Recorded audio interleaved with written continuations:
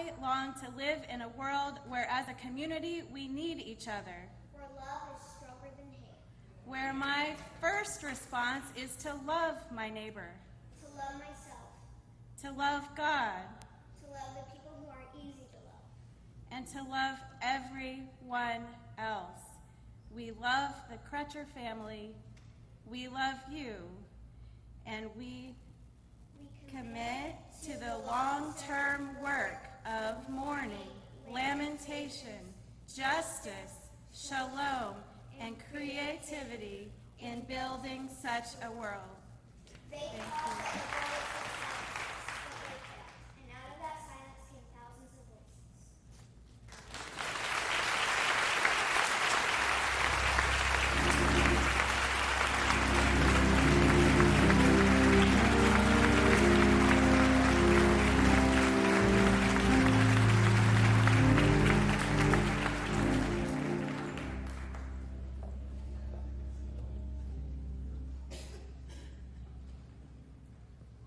Good evening.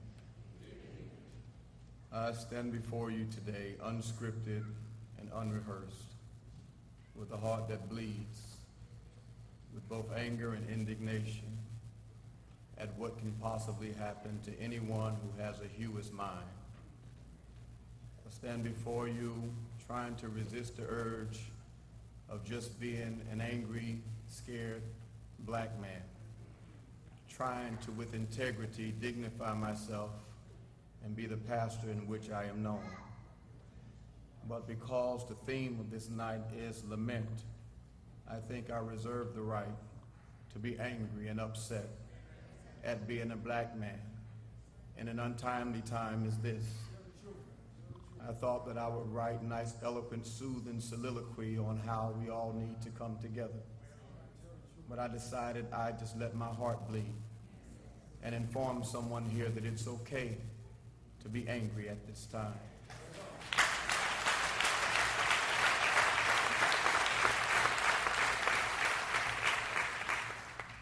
There is no script for the emotions and the feelings that we share.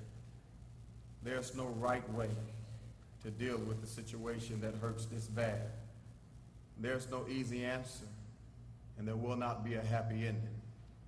The reality is that life is lost, that many are hurting, and we struggle with the reality that there is an inequality existing in our society that can't seem to be leveled.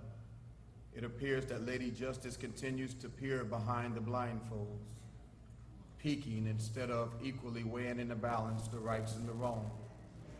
It appears that in this day and time there is no justice, it's just us. We invited those who don't know our plight. We invited those who only understand what we're going through because of the window of social media to come and hear the cries tonight and to share in the pain that we didn't just start living with Terence Crutcher.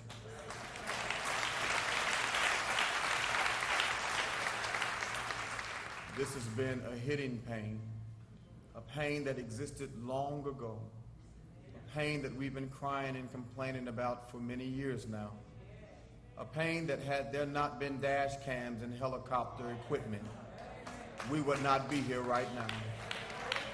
For the reality is that society would have simply concluded that it's just another bad dude down that didn't deserve to be here. So tonight we cry. We cry as we should cry, because justice has missed us again. We cry as we should cry, because once again we find ourselves isolated with the fear of being pulled over by they that were sworn to protect and serve. I'm a fan of the badge, and I'm pulling for the blue, but I'm also a believer in what's right. And I believe that in this situation, justice needs to be served.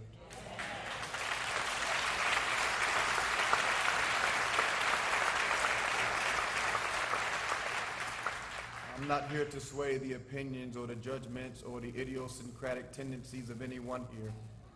I'm here simply to say that right needs to prevail for a change in the lives of the African American people.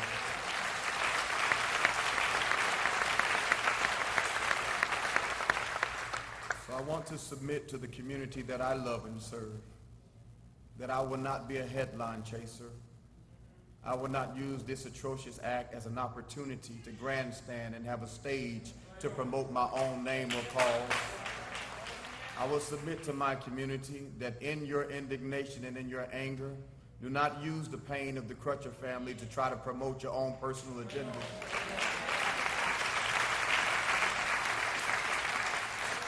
I would further submit to my community that we be a template and that we set an example of what it means like to trust God in what seems to be godless times. I would submit that we exemplify to the watching world, nationally and internationally, that with God, we can get through the situation that we're in. And I make a plea, a pledge, and a promise that as one of the small leaders in this community and as a spokesperson for our people, that I will keep fighting until we finally have a place at the table that will allow us to sit down and shape policies that will prevent us from having these ecumenical movements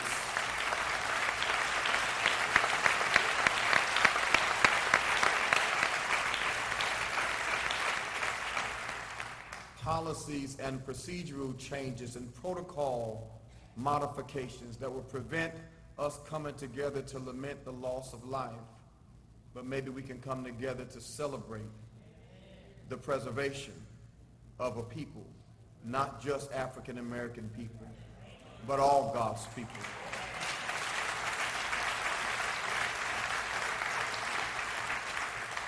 So I will go home bleeding and crying at heart.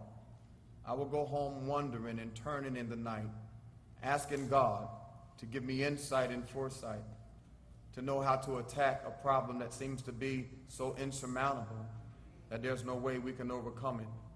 But I am convinced that there is no weapon that has been formed against the child of God that shall be able to prosper. That if we come together in a unity of oneness, that if we decide to be a blanket of God's children, that all of our brothers and sisters of other persuasions who are here sharing with our pain tonight will understand that we need your help in fighting for this cause.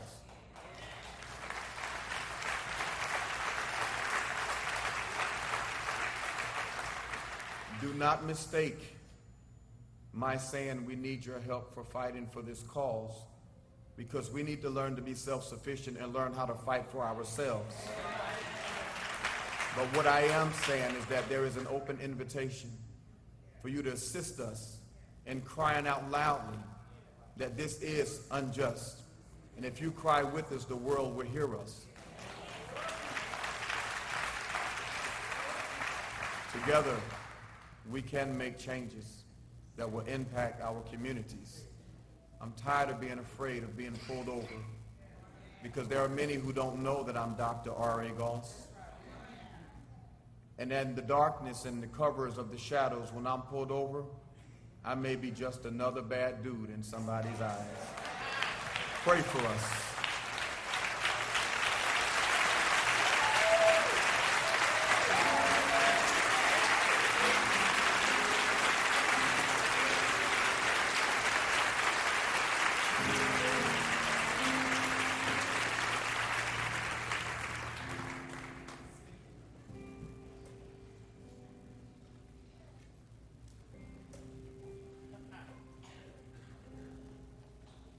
Good evening.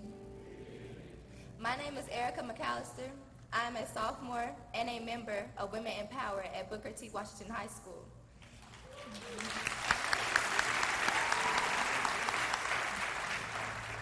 And I'm up here to talk about this situation from a young person's point of view. And personally, I feel that the whole situation is ridiculous. It's ridiculous because justice has not yet been served. It's ridiculous because this man's car was started in the road. There was nothing he could do, and now he's gone. But this situation is different because this hit home, because it happened at home. This was on our side of town. This was done on streets that people drive up and down every day. And now the people drive on those streets, you're going to think about the situation. There's no way that you can't think about the situation. And another thing is that Terence Crutcher was a church man. He was a father. He was coming from class when this happened. He was doing something with his life. And the biggest influential thing that this situation has on a young person is the social media, because it's an outlet and information spreads so quickly. And on Twitter, there's a thing, another name, another hashtag. When I went on Twitter, the #1 trending thing was Terence Crutcher. As I scrolled, I saw others' points of views, I saw others' opinions, I saw how others felt, and I saw quotes and things. And when I talked with my best friend, she said, "The police are here to serve and to protect, not to hurt and disrespect." And that's what I want to say, that us young people, we have a voice. We need to use it. We are the future. So that's what we're here for. We're here to learn. We're here to grow. We're to help let it be known that we are equal, that we matter, that we're the same. We're just like you. And so that's really what I'm up here to say. Us young people, we need to come together, and we need to help change the whole view and perspective of the African American race as a whole, so that when they see us, they won't look at us as a bad dude.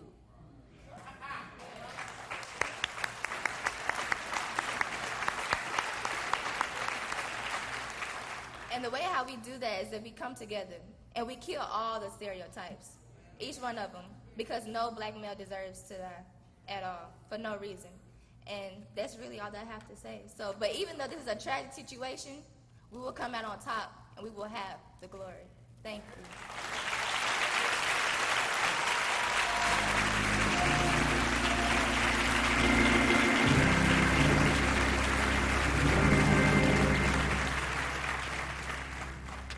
Come on, friends, once again, give it up for Miss Erica McAllister of Booker T. Washington High School. So I want to thank my good friend Joe Williams, who supported this effort and helped us to understand a need and on the part of the Crutcher family. We normally would certainly not receive any offering or anything like that at a gathering of this nature. However, it has come to our attention that the family needs our financial support. Yeah.